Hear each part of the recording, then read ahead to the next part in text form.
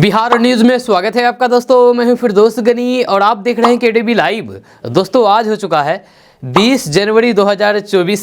तो आज की पूरे बिहार की टॉप न्यूज़ लेकर आए हैं आपके लिए।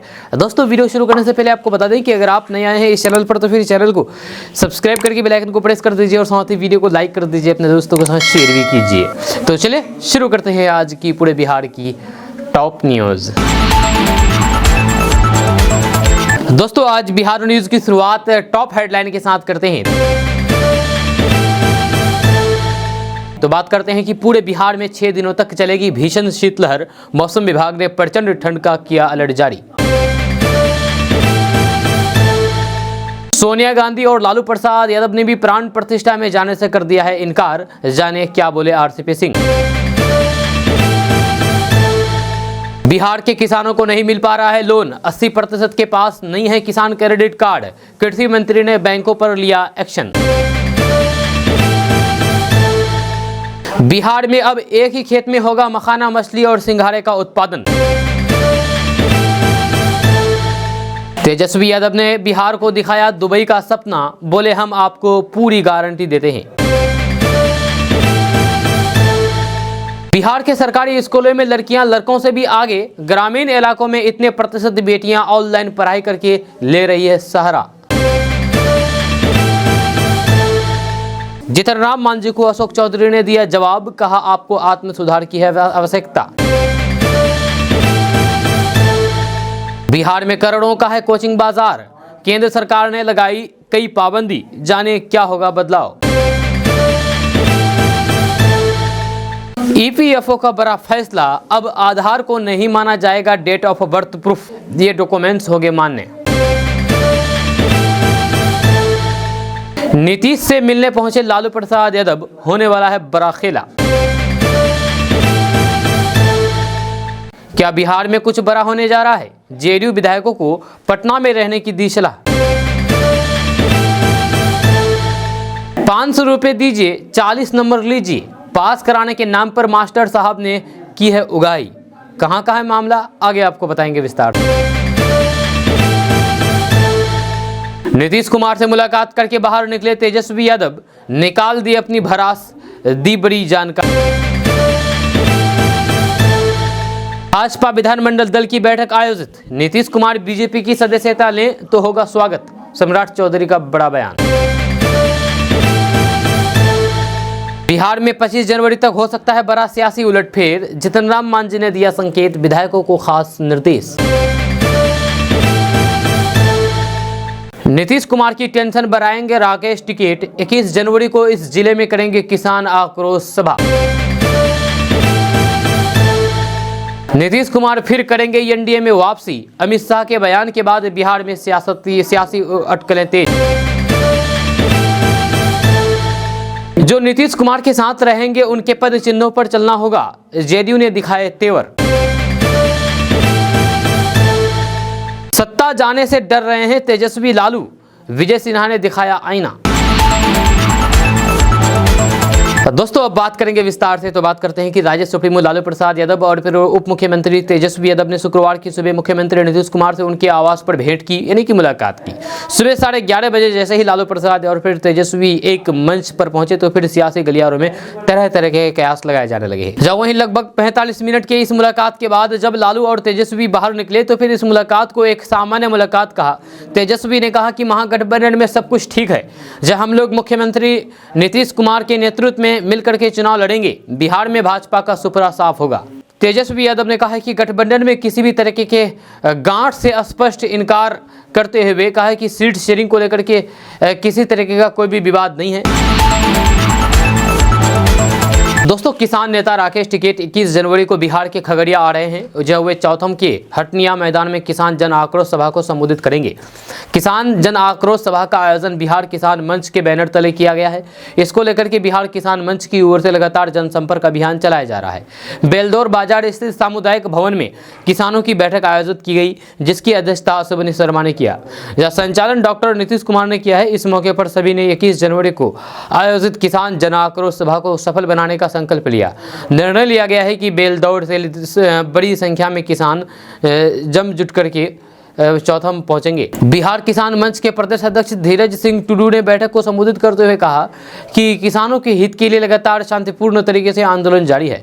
उन्होंने कहा कि खगड़िया के अधिकांश राजनीतिक दलों और फिर नेताओं को किसानों की समस्याओं को लेकर के कोई भी लेना देना नहीं है।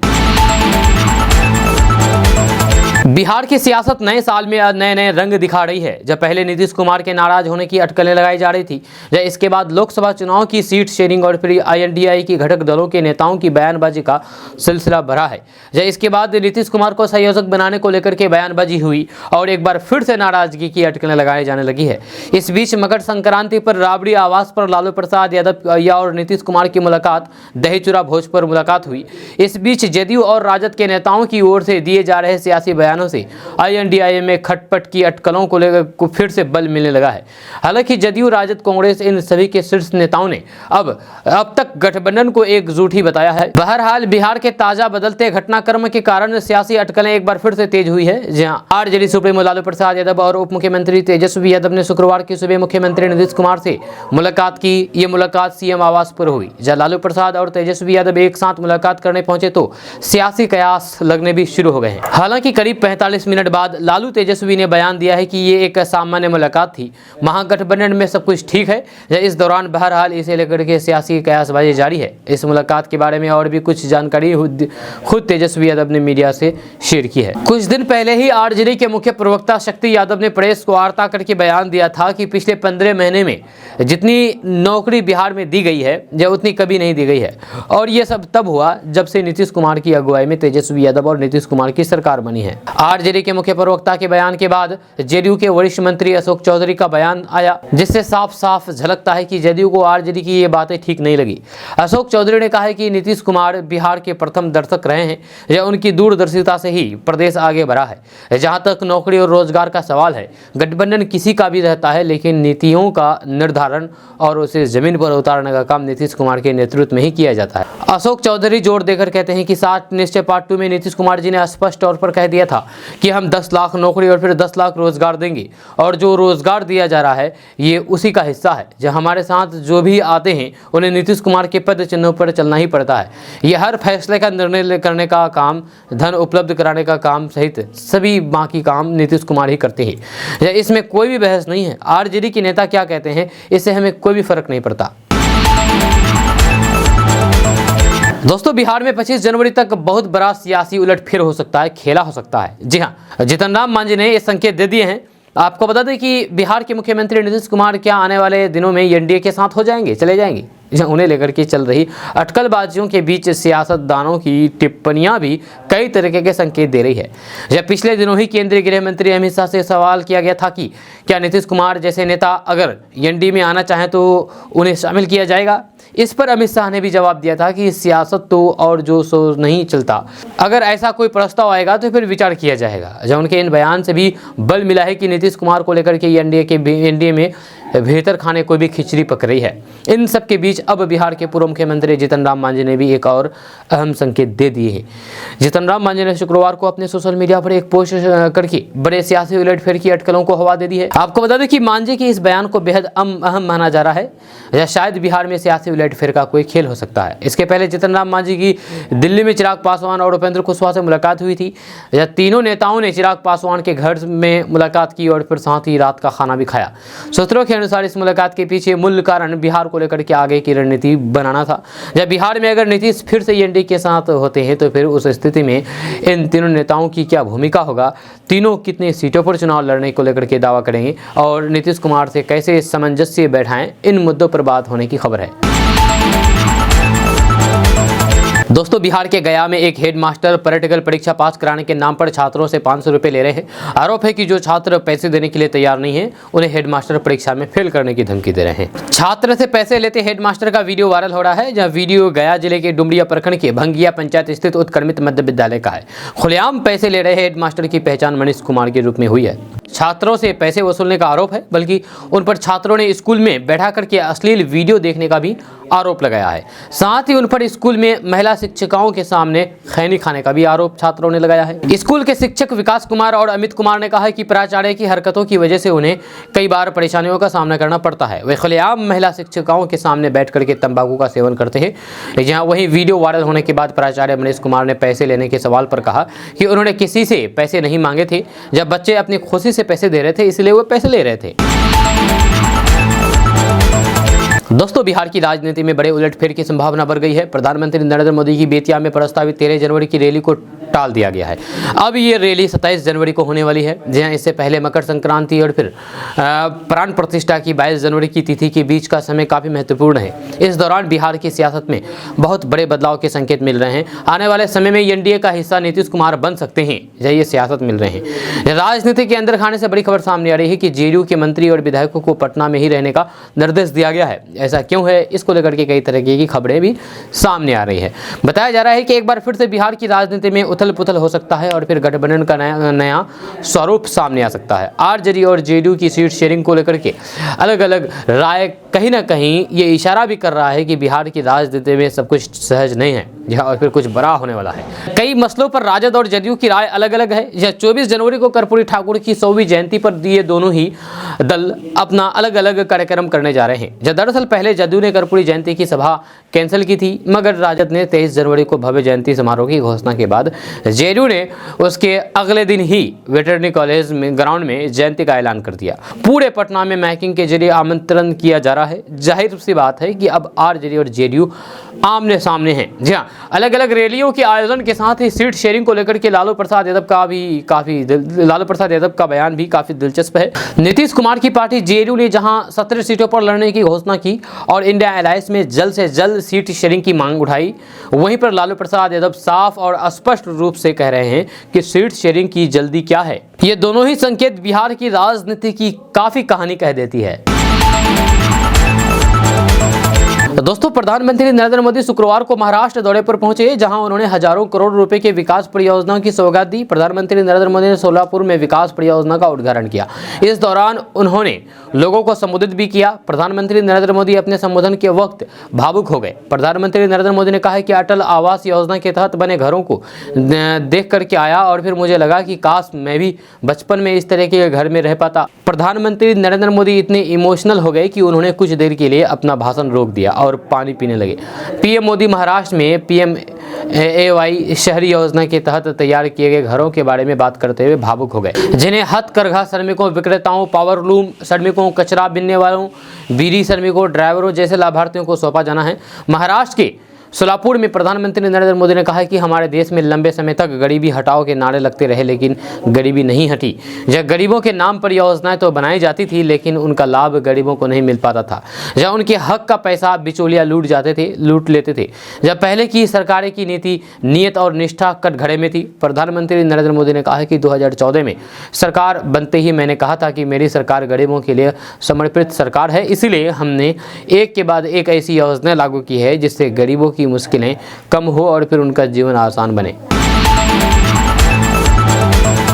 दोस्तों, केंद्र की सरकार द्वारा कोचिंग को लेकर के बनाई गई नई गाइडलाइंस में अब कई कोचिंग सेंटर रडार पर आ गए हैं। जी आपको बता दूं कि केंद्रीय शिक्षा मंत्रालय ने देश भर में कोचिंग संस्थानों को लेकर के नया दिशा निर्देश जारी कर दिया है, नया नियम जारी कर दिया है। कोचिंग संस्थानों को लेकर के अब कई पाबंदी लगाई गई है। 16 साल से कम उम्र के विद्यार्थी को अब कोचिंग संस्थानों में दाखिला नहीं मिलेगा। वहीं कोचिंग संस्थानों को प्रचार प्रसार और फिर विज्ञापन से जुड़ी हुई पाबंदी लगाई गई है और निर्देश जारी किए गए हैं। फीस से लेकर के शिक्षकों की योग्यता और पैमाने की भी बात गाइडलाइंस में है। बिहार के भी हजारों कोचिंग संस्थानों में इसका पालन कराया जाएगा। वहीं बिहार के कोचिंग संस्थानों ने इसका विरोध किया और फिर गाइडलाइंस पर आपत्ति दर्ज कराई है। बिहार के 12,736 निजी कोचिंग संस्थानों में 10 लाख से अधिक विद्यार्थी पढ़ाई कर रहे हैं। शिक्षा विभाग को ये आंकड़ा पंजीबद्ध कोचिंग संस्थानों ने दिया है। जब ये आंकड़े कक्षा 6 से लेकर के सभी तरह की प्रतियोगी स्पर्धाओं की तैयारी कराने वाली कोचिंग संस्थानों के हैं, लेकिन इसमें लगभग 6 लाख बच्चे 6ठी से 10वीं तक के हैं जो कोचिंग में पढ़ाई कर रहे हैं। जहाँ शिक्षा विभाग की रिपोर्ट के अनुसार सबसे ज़्यादा 1017 कोचिंग इंस्टीट्यूट पटना जिले में है। जी हाँ, इसमें 1.5 लाख से अधिक स्टूडेंट नामांकित हैं। सबसे कम 40 कोचिंग इंस्टीट्यूट जहानाबाद में है, जहां 6115 विद्यार्थी पढ़ रहे हैं। इधर केंद्र सरकार की ओर से जारी गाइडलाइंस का कोचिंग संस्थानों ने विरोध किया है, जहां कोचिंग एसोसिएशन ऑफ भारत के सचिव सुधीर सिंह ने कहा है कि जो गाइडलाइंस जारी की गई है ये बिल्कुल भी गलत है, इस पर आपत्ति है। जल्द ही इस मामले को लेकर के दिल्ली में बैठक होगी। बैठक के बाद कोचिंग संस्थान प्रधानमंत्री, शिक्षा मंत्री, राष्ट्रपति से मिलकर के अपनी बात रखेंगे। उन्होंने कहा है कि अगर सिर्फ बिहार के कोचिंग बाजार की बात करें तो वह सालाना करीब 14 से 15 हज़ार करोड़ के बीच है। बिहार में कोचिंग बाजार की अपार संभावनाएं हैं। दोस्तों, एक बहुत ही अच्छी रिपोर्ट सामने आई है। रिपोर्ट यह है कि बिहार के सरकारी स्कूलों में लड़कों की संख्या में लड़कियों की संख्या ज़्यादा है। जी हाँ, आपको बता दें कि बिहार में एक ऐसा भी वक्त था जब बेटियां स्कूलों के दहलीज तक नहीं पहुंच पाती थी, जब लड़कियों को सिर्फ घरों के कामकाज में लगाया जाता था और अक्सर कम उम्र में ही उनकी शादी करा दी जाती थी। जब वहीं अगर अब के आंकड़ों को देखा जाए तो फिर स्कूलों में लड़कों से ज़्यादा संख्या लड़कियों की है। जब लड़कियां आज हर क्षेत्र में आगे है, जब वहीं अगर ग्रामीण इलाकों की सरकारी स्कूलों की बात करें तो फिर सरकारी स्कूलों में लड़कों से ज़्यादा लड़कियों को पसंद आ रहे हैं। जी हाँ, इन स्कूलों में बेटियां अधिक पढ़ाई कर रहे हैं बेटों के मुकाबले, जबकि बेटे प्राइवेट स्कूलों में पढ़ाई कर रहे हैं। यानी कि बेटे प्राइवेट स्कूल पसंद करते हैं जबकि बेटियां सरकारी स्कूल पसंद कर रही है। दरअसल एनुअल स्टेटस ऑफ एजुकेशन ने 2 अलग अलग आयु वर्ग के लेकर के रिपोर्ट जारी की है, जहाँ वहीं 14 से 16 साल और फिर 17 से 18 साल की आयु के छात्र छात्राओं पर इसके तहत मुजफ्फरपुर जिले में सर्वे किया गया। रिपोर्ट्स के अनुसार माने तो 14 से 16 साल के 7.6% लड़के और 2.6% लड़कियां निजी स्कूल में पढ़ती हैं। 8-9 यानी कि 89% लड़कियां तो 8-6 यानी कि 86% लड़के सरकारी स्कूल में पढ़ते हैं। हालांकि 17 से 18 साल आयु वर्ग के लड़कियों में से अधिक लड़के सरकारी स्कूल में पढ़ रहे हैं। इस उम्र के 75% लड़के तो 71% लड़कियां सरकारी स्कूल में नामांकित हैं। दोस्तों, बिहार के उप मुख्यमंत्री तेजस्वी प्रसाद यादव ने कहा है कि हमें सरकार में आए हुए 1.5 साल ही हुई है मात्र। इस 1.5 साल में उद्योग से लेकर के पर्यटन तक कई अहम नीतियां लाई है। जब पिछले 1.5 साल में 5 लाख को सरकारी नौकरी दे दी गई है। शिक्षा विभाग ने तो विश्व रिकॉर्ड बना दिया है, महज 70 दिनों में 2 लाख से अधिक सरकारी नौकरी दे दी है। तेजस्वी प्रसाद यादव ने कहा है कि हाल ही में हुए उद्योग इन्वेस्टर मीट में 50,000 करोड़ के निवेश को लेकर के MOU हुआ है। अब हम पर्यटन नीति लेकर के आए हैं, जहां आप सभी बिहार में निवेश करें, हम आपको पूरी गारंटी देते हैं कि आपको कोई भी परेशानी नहीं होने देंगे। तेजस्वी यादव ने पर्यटन विभाग के द्वारा आयोजित कार्यक्रम को संबोधित कर रहे थे, जहां होटल लेमन ट्री में टूर ऑपरेटरों और फिर होटल संचालकों को संबोधित करते हुए तेजस्वी प्रसाद यादव ने कहा कि कुछ साल पहले दुबई में सिर्फ रेगिस्तान था, मगर आज पर्यटन के दम पर वह चमक रहा है। तेजस्वी यादव ने कहा कि बिहार में तो बहुत कुछ है, जंगल है, सफारी है, इतिहास है, विरासत है। बिहार में पर्यटकों की संख्या बड़ी है। अब हमारी कोशिश है कि यहाँ लंबे समय तक रुकें और फिर वापस लौट कर जाएँ। जहाँ जिस तरह से उत्तराखंड सरकार ने डैम में विला बनाया है, हम लोग भी दुर्गावती डैम में ऐसा करना चाहते हैं। दोस्तों, बिहार में हुई जातिगत जनगणना से लालू प्रसाद यादव और नीतीश कुमार को तगड़ा नुकसान होगा। ये कहना मेरा नहीं है बल्कि प्रशांत किशोर का है। आपको बता दूं कि राजनीतिक रणनीतिकार और राजनीतिज्ञ प्रशांत किशोर का कहना है कि बिहार में हुए जातिगत सर्वे का RJD JDU को नुकसान उठाना पड़ सकता है। उन्होंने नीतीश कुमार और लालू प्रसाद यादव पर सामाजिक और आर्थिक रूप से पिछड़ी जातियों का हक मारने का आरोप लगाया है। जब लालू प्रसाद यादव पर निशाना साधते हुए प्रशांत किशोर ने कहा कि वे जाति की नहीं परिवार की राजनीति करते हैं। ये बातें प्रशांत किशोर ने कही है। आपको बता दूं कि जातिगत जनगणना को नीतीश कुमार और तेजस्वी की सरकार ने एक बड़ा मुद्दा बनाया है। जब कांग्रेस ने इसे दूसरे राज्यों में रिप्लेसमेंट करने की कोशिश की है, जहाँ उसमें से ज़्यादातर वह हारे। यहाँ आपका इस विषय पर क्या सोचना है, नीचे कमेंट बॉक्स में कमेंट करके आप बता सकते हैं। यही सवाल प्रशांत किशोर से भी पूछा गया तो प्रशांत किशोर ने कहा है कि पहली बात यह है कि बिहार में कोई जातिगत जनगणना नहीं हुई है। बिहार में जातियों का सर्वे हुआ है, जहाँ जाति जनगणना केंद्र सरकार का विषय है, जहाँ उसको वैधानिक बैंकिंग है। सर्वे राज्य सरकार ने कराया है, इसका कोई वैधानिक आधार नहीं है। प्रशांत किशोर ने कहा है कि किसी भी सर्वे या फिर जनगणना से जो जानकारी मिलती है, उन जानकारियों के मिलने मात्र से उस समाज का भला होने वाला नहीं है, जहां उन जातियों पर काम भी करना होगा। उन्होंने कहा है कि बिहार में जो जातिगत सर्वे हुआ है, उस सर्वे में बड़ी बात निकल करके सामने ये क्या आई है, यही कि 30 से 35 सालों में जिन जातियों के नाम पर लालू और नीतीश कुमार ने राज किया है, राज कर रहे हैं, उनकी स्थिति कमोबेश वही बनी हुई है जो आज से 30 साल पहले थी। उनकी बड़ी हकमारी हुई है। प्रशांत किशोर ने आरोप लगाया है कि यह हकमारी लालू प्रसाद यादव और नीतीश कुमार ने की है, क्योंकि इतने सालों से वे दोनों ही सत्ता में हैं।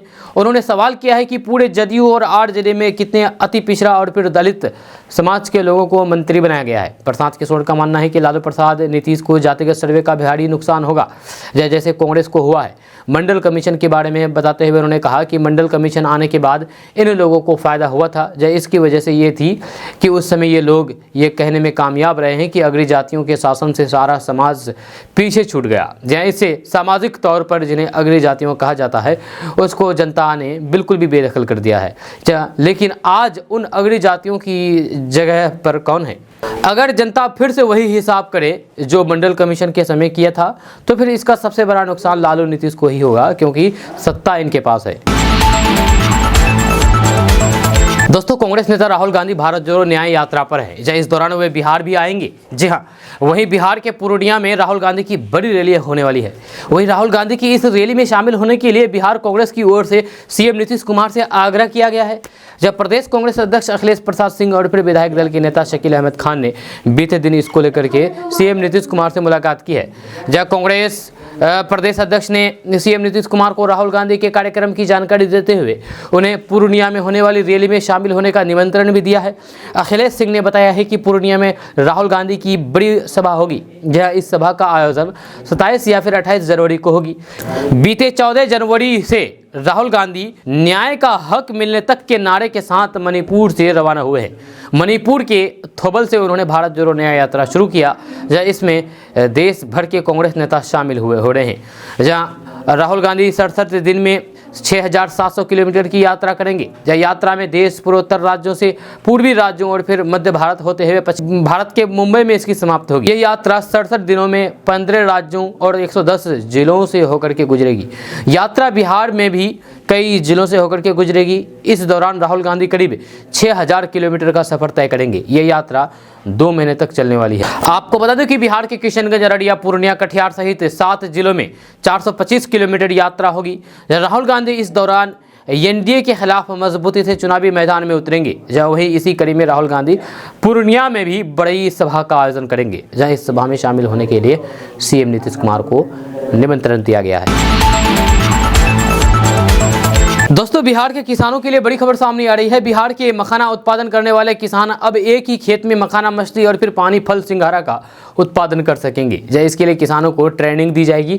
इसकी जिम्मेदारी दरभंगा के राष्ट्रीय मखाना अनुसंधान केंद्र को दी गई है। कृषि विभाग के सचिव संजय कुमार अग्रवाल द्वारा राष्ट्रीय मखाना अनुसंधान दरभंगा का भ्रमण किया तथा इस अनुसंधान केंद्र द्वारा किए जा रहे कार्यों का अवलोकन करके आवश्यक निर्देश दिया है। उन्होंने कहा कि किसानों को साल भर जल जमाव वाले कृषि क्षेत्र पर मखाना, मछली, पानी, फल सिंघारा से साल भर आमदनी मिल सकेगा। मछली अनुसंधान केंद्र द्वारा पानी, फल सिंघारा की 2 किस्में स्वर्ण लोहिया तथा स्वर्ण हरित विकसित किया गया है। अग्रवाल ने कहा कि तालाब के साथ साथ खेतों में मखाना की खेती को किस प्रकार और फिर विकसित किया जा सके, इसके लिए प्रचार प्रसार करने तथा किसानों का प्रशिक्षण करने के निर्देश दिए गए। अब बड़ी संख्या में किसान खेत में 1 फीट गहरा खोद करके मखाना की खेती कर रहे हैं तथा उन्हें अन्य फसलों से अधिक लाभ प्राप्त हो रहे हैं। दोस्तों, सोनिया गांधी और राहुल गांधी ने भी प्राण प्रतिष्ठा में जाने से इनकार कर दिया है।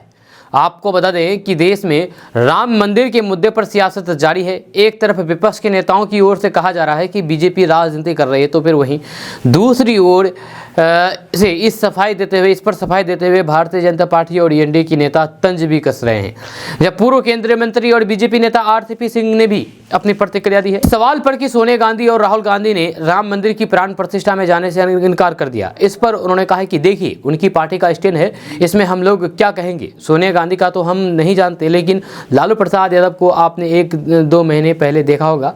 पूरा परिवार उन्होंने बिहार और फिर बिहार के बाहर जितने मंदिर है सब में जाकर के माथा टेकता था, क्योंकि उनको भगवान पर आस्था है और फिर विश्वास है।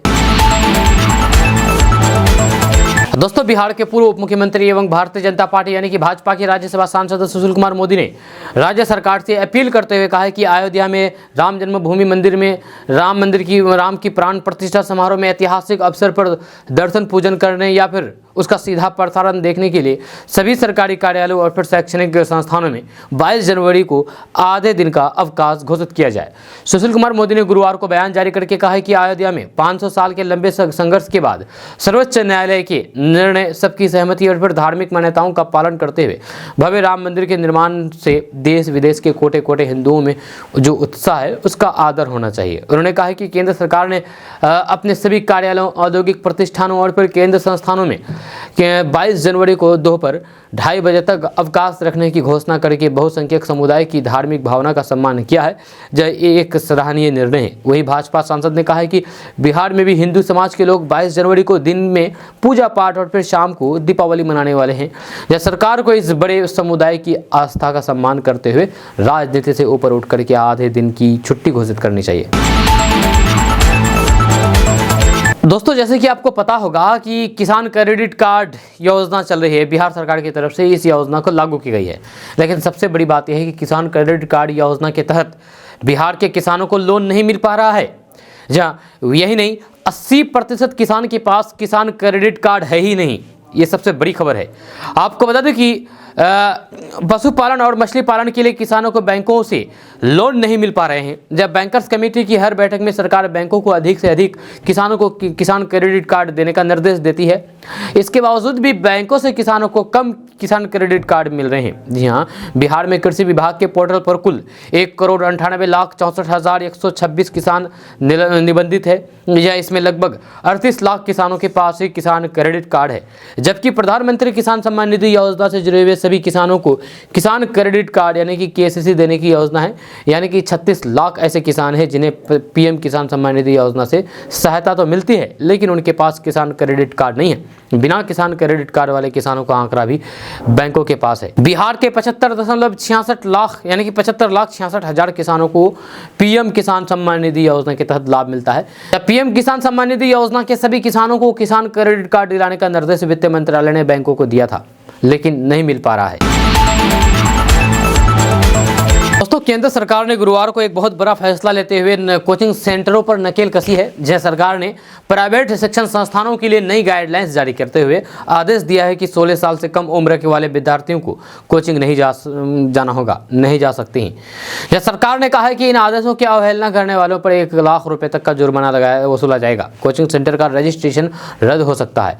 माना जा रहा है कि पिछले कुछ समय से कोचिंग सेंटरों में पढ़ने वाले छात्रों की तरफ से उठाए जा रहे खौफनाक कदम से सरकार ये कदम उठाए हैं। जहाँ देश के शिक्षा मंत्रालय द्वारा घोषित नए दिशा निर्देश के मुताबिक कोचिंग संस्थान 16 साल से कम उम्र के विद्यार्थियों को अपने यहाँ दाखिल नहीं कर सकेंगे और अच्छे नंबर या फिर रैंक दिलाने की गारंटी जैसे भ्रामक वादे भी नहीं कर सकेंगे। ये कदम दिशा निर्देश के जरिए एक कानूनी ढांचे को स्थापित करके बेहतरीन तरीके से बढ़ रहे निजी कोचिंग संस्थानों को रोकने के लिए है। जब मंत्रालय ने ये दिशा निर्देश विद्यार्थियों के गलत कदम उठाते मामले, आग की घटनाओं, कोचिंग संस्थानों में सुविधाओं की कमी के साथ साथ उनके द्वारा अपनाई जाने वाले शिक्षण पद्धति के बारे में सरकार को मिली शिकायतों के बाद तैयार किया गया है।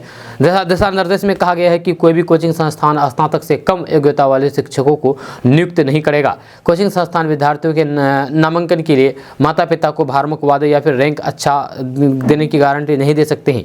संस्थान 16 साल से कम उम्र के छात्रों का नामांकन नहीं कर सकते। दोस्तों, इंडिया गठबंधन का संयोजक बनने से इनकार करने के बाद बिहार में सभी की नजरें नीतीश कुमार पर जा टिकी है। जहां उनकी पार्टी जनता दल यूनाइटेड यानी कि JDU 22 से 24 के दौरान समाजवादी नेता कर्पूरी ठाकुर की जन्म शताब्दी के मौके पर 3 दिवसीय समारोह आयोजित करने जा रही है। यह पार्टी ने इसके लिए पूरी ताकत झोंक दी है। अंतिम दिन यानी कि 24 जनवरी को पटना में एक बड़ी रैली की भी योजना है। इसमें नीतीश कुमार कुछ महत्वपूर्ण घोषणाएं कर सकते हैं। जब बिहार सरकार में सहयोगी RJD सहित अन्य दल नीतीश कुमार के संकेतों को समझने के लिए रैली का इंतजार कर रहे हैं। 24 जनवरी को कर्पूरी ठाकुर की जयंती शताब्दी मनाई जाएगी। जहां कर्पूरी जयंती समारोह आमतौर पर हर साल 22 जनवरी को उनके पैतृक गांव में मनाया जाता था, लेकिन इस साल जननायक कर्पूरी ठाकुर जन्म शताब्दी समारोह समिति नामक संस्थान के द्वारा 22 जनवरी को कर्पूरी ग्राम में बड़े पैमाने पर समारोह आयोजित किया जा रहा है। इसमें कई प्रमुख राजनेता, समाजवादी कार्यकर्ता और फिर बुद्धिजीवी शामिल होंगे। अब सबसे बड़ा सवाल यह है कि सभी पार्टियां कर्पूरी का नाम क्यों लेती है। तो आपको बता दूं कि 2 बार बिहार के मुख्यमंत्री रहे और समाजवादी नेता रहे कर्पूरी ठाकुर को जननायक के नाम से जाना जाता है, जहां उन्हें व्यापक रूप से देश में ईबीसी यानी कि अति पिछड़ा वर्ग और फिर ओबीसी यानी कि अन्य पिछड़ा वर्ग आरक्षण का प्रणेता माना जाता है। जहाँ 1978 में मुख्यमंत्री के रूप में कर्पूरी ठाकुर ने तत्कालीन जनता पार्टी सरकार के एक प्रमुख घटक भारतीय जनसंघ के प्रतिरोध के बावजूद भी एक स्तरीय आरक्षण व्यवस्था लागू की है, जहाँ उनकी कोटा प्रणाली उस समय एक अद्वितीय थी। जहाँ उन्होंने 26% आरक्षण मॉडल प्रदान किया है, जिसमें ईबीसी को 12%, ओबीसी को 8%, महिलाओं को 3% और उच्च जातियों में से आर्थिक रूप से पिछड़े वर्गों को 3% मिला है। इसलिए सभी पार्टियां इनको अपना नायक मानती हैं। दोस्तों, बिहार के मुख्यमंत्री नीतीश कुमार के पलटने की चर्चा जोरों पर है। जहां राजनीतिक गलियारों में ये भी कयास लगाए जा रहे हैं कि नीतीश कुमार और तेजस्वी यादव में सब कुछ ठीक नहीं चल रहा है, जहां दोनों नेताओं के बीच दूरियां देखी जा रही है। वहीं अब इस मामले में बिहार के पूर्व मुख्यमंत्री जीतन राम मांझी ने नीतीश कुमार को लेकर के बड़ा बयान दिया है। उन्होंने नीतीश कुमार के भाजपा में आने की अटकलों को लेकर के बयान दिया है। जीतन राम मांझी ने कहा है कि जब नीतीश कुमार पलटू राम रहे ही हैं तो एक बार अपना चरित्र समाज को दिखलवा दिया तो फिर दूसरी, तीसरी और फिर चौथी बार पलटने में क्या दिक्कत है। अगर भाजपा उन्हें पार्टी में लेती है तो फिर हमें कोई भी ऑब्जेक्शन नहीं है। इससे पहले जीतन राम मांझी ने नीतीश कुमार पर गुरुवार को एक पोस्ट के जरिए जोरदार हमला बोला था। जीतन राम मांझी ने एक पर पोस्ट करते हुए लिखा था कि आपको एससी कैटेगरी के लोगों से इतनी नफरत क्यों है? आपके एमएलए हमारे मुसहर समाज के लोगों को गाली दे रहे हैं। दोस्तों, बिहार में सर्दी का सितम लगातार जारी है। जहां ऊपर वायुमंडल के सबसे निचले क्षेत्र क्षोभ मंडल में बर्फीली ठंडी पछुआ एवं उत्तर पछुआ के चलने और फिर समुद्र सतह से 12 किलोमीटर की ऊंचाई पर चल रही जेट स्ट्रीम के असर से बिहार में अगले 5 दिन 19 से 24 जनवरी तक शीत और अति शीत दिवस की स्थिति रहने की आशंका है। जहां मौसम विभाग ने हाई अलर्ट जारी करके लोगों को सचेत किया है। जहां इन 5 दिन तक राज्य घने कोहरे के आगोश में रहने के आसार है, जिसकी वजह से राज्य का उच्चतम तापमान काफ़ी कम रहने की आशंका है। जब मौसम विभाग ने अलर्ट जारी किया है कि अब तक विशेष ज़रूरत ना हो तब तक घर से ना निकलें, क्योंकि ठंड काफ़ी ज़्यादा है। मौसम विभाग के मुताबिक 5 दिनों तक न्यूनतम तापमान 10 डिग्री सेल्सियस से नीचे रहने की संभावना है, जब वहीं राज्य का औसत अधिकतम तापमान 14 से 16 डिग्री सेल्सियस के बीच रहने के आसार हैं। इधर गुरुवार को पूरे राज्य में अधिकतर जगहों पर भीषण शीत दिवस की स्थिति बनी रहेगी, जहाँ पूरा राज्य घने कोहरे में डूबा रहेगा, जहाँ सूर्य के दर्शन भी नहीं होंगे। हार कपा देने वाले शीत दिवस से सड़कों पर अपेक्षाकृत कम भीड़ देखी गई है। दोस्तों, मध्य प्रदेश के मुख्यमंत्री मोहन यादव एक दिवसीय दौरे पर बिहार आए हुए थे। यहाँ पर नीतीश कुमार पर इशारों पर निशाना साधा, जहाँ नीतीश कुमार पर अफसर परस्ती में शामिल होने का आरोप लगाते हुए गुरुवार को दावा किया है कि उनके नेतृत्व ने पूरे राज्य को निराश कर दिया है। मुख्यमंत्री बनने के बाद बिहार के अपने पहले एक दिवसीय दौरे पर आए मोहन यादव ने बीजेपी के प्रदेश मुख्यालय में पार्टी कार्यकर्ताओं को संबोधित करते हुए कहा कि बिहार के लोगों को जीवन के सभी क्षेत्र में उत्कृष्ट प्राप्त करने के लिए जाना जाता है। उनके प्रयासों ने देश के सभी हिस्सों के विकास में भूमिका निभाई है, लेकिन ये राज्य खुद को अन्य प्रांतों के विपरीत बीमारू टैक्स से छुटकारा दिलाने में असमर्थ है। उन्होंने कहा कि इसके लिए यहाँ के लोगों को दोषी नहीं ठहराया जाना चाहिए, बल्कि इसके लिए नेतृत्व जिम्मेदार है, जो क्षमता की कमी और फिर अवसरवादी के लिए जाना जाता है, अवसर परस्ती के लिए जाना जाता है। नीतीश कुमार ने बिहार में भाजपा के साथ गठबंधन में लंबे समय तक सरकार चलाई, लेकिन करीब 2 साल पहले उनकी पार्टी जेडीयू ने बीजेपी से नाता तोड़ लिया था और वे 8 जिले में कांग्रेस समेत अन्य दलों के महागठबंधन में शामिल हो गई थी। यहाँ मध्य प्रदेश के मुख्यमंत्री ने अन्य दलों में वंशवाद शासन को लेकर भी कटाक्ष किया है। जहाँ उनकी इस टिप्पणी को लेकर के बिहार में सत्ताधारी महागठबंधन की सबसे बड़ी पार्टी आरजेडी के संदर्भ में देखा जा रहा है, जिसके प्रमुख लालू प्रसाद है। बीजेपी को उम्मीद है कि मोहन यादव के मध्य प्रदेश का मुख्यमंत्री बनने से उसे आरजेडी के वोट बैंक में सेंध लगाने में मदद मिलेगी। जब बिहार में नीतीश कुमार सरकार द्वारा कराए गए जातिगत जनगणना के अनुसार राज्य की कुल आबादी में यादव समुदाय की संख्या लगभग 14% है। इसी को देखते हुए यादव समुदाय से आने वाले बीजेपी के नेता केंद्रीय गृह राज्य मंत्री नित्यानंद राय, पूर्व केंद्रीय मंत्री रामकृपाल यादव, पूर्व राज्य मंत्री नंद किशोर यादव और एमएलसी नवल किशोर यादव मध्य प्रदेश के मुख्यमंत्री का स्वागत करने के लिए पार्टी कार्यालय में मौजूद थे। दोस्तों, किशनगंज जिला के बहादुरगंज विधानसभा के अंतर्गत समेसर पंचायत में बहादुरगंज विधायक अंजार नईमी द्वारा 2 सड़कों का शिलान्यास किया गया। एक सड़क समेसर पंचायत के 4 घड़िया सीतागाछ वार्ड नंबर 2 में था, तो दूसरी सड़क का शिलान्यास वार्ड नंबर 6 के बांक बस्ती सीतागाछ में किया गया। दोनों सड़कों के शिलान्यास के इस खास मौके पर स्थानीय जनप्रतिनिधि, बुद्धिजीवीगण के साथ जनता जनार्दन की मौजूदगी खास रही। आज के खास मौके पर समेसर पंचायत के कई गणमान्य चेहरे साथ रहे। समाज सेवी बिट्टू कुमार, सामाजिक कार्यकर्ता रवीश अहमद उर्फ बाबुल, समाज सेवी सरफराज आलम, उप मुखिया अंसार आलम, वार्ड सदस्य किशले सिन्हा, वार्ड सदस्य कमरुल, वार्ड सदस्य रफीक आलम, मुन्ना हार्डवेयर, साबिर आलम, शाकिर आलम सहित कई खास चेहरे आज के इस खास प्रोग्राम में खास मौके पर मौजूद रहे। केडीबी लाइव के साथ बातचीत करते हुए स्थानीय लोगों ने विधायक बहादुरगंज का आभार व्यक्त करते हुए सीतागाछ पुल निर्माण पर भी विधायक का ध्यान आकर्षित किया है। वहीं केडीबी लाइव से बात करते हुए विधायक अंजार नेमी ने कहा कि कुछ समेसर को अपना घर समझते हैं। वहीं केडीबी लाइव से बातचीत करते हुए विधायक अंजार नेमी ने कहा कि समेसर को वे अपना घर समझते हैं या फिर भी यहाँ पर बड़े काम की जरूरत है। हम बिना भेदभाव के काम करते हैं। जब मैंने अपने 3 साल की अवधि में समेसर को 6 काम का सौगात दिया है और आने वाले वक्त में और भी बड़े बड़े काम होंगे। सीतागाछ पुल निर्माण पर बात करते हुए विधायक ने कहा कि इंतजार की घड़ी खत्म हो चुकी है। आचार संहिता से पहले आशा है कि कार्य शुरू हो जाएंगे। दोस्तों 15 जनवरी 2024 को पॉलिटेक्निक चौक पूर्णिया में निषाद पार्टी की जिला अध्यक्ष गुलशन कश्यप की अध्यक्षता में जिला कार्यकारिणी की बैठक का आयोजन किया गया। इस बैठक में पार्टी के सभी पदाधिकारीगण उपस्थित रहे। इस बैठक का मुख्य लक्ष्य पार्टी को बूथ लेवल तक मजबूत करने का निर्देश दिया गया है। इस कार्यक्रम में उपस्थित पार्टी के जिला प्रधान महासचिव नीतीश कुमार, जिला सचिव बादल कुमार जी, पार्टी के युवा जिला अध्यक्ष विशाल झा, जिला उपाध्यक्ष नीरज कुमार, आरटी सेल के जिला अध्यक्ष सोनू कश्यप जी, नवीन शाह, सोनू शाह, मुस्कान कश्यप, पारस राय, सोमन राय, सुमित जलवानसी, रोशन जलवानसी, सुमन कश्यप, राजा सिंह, लक्की सिंह, बाबुल आलम, एमडी गुड्डू आलम, अनिकेश राय, राजीव रंजन, सुजीत कुमार, सोनू महतो, नीतीश पटेल, सूरज कुमार इत्यादि उपस्थित रहे।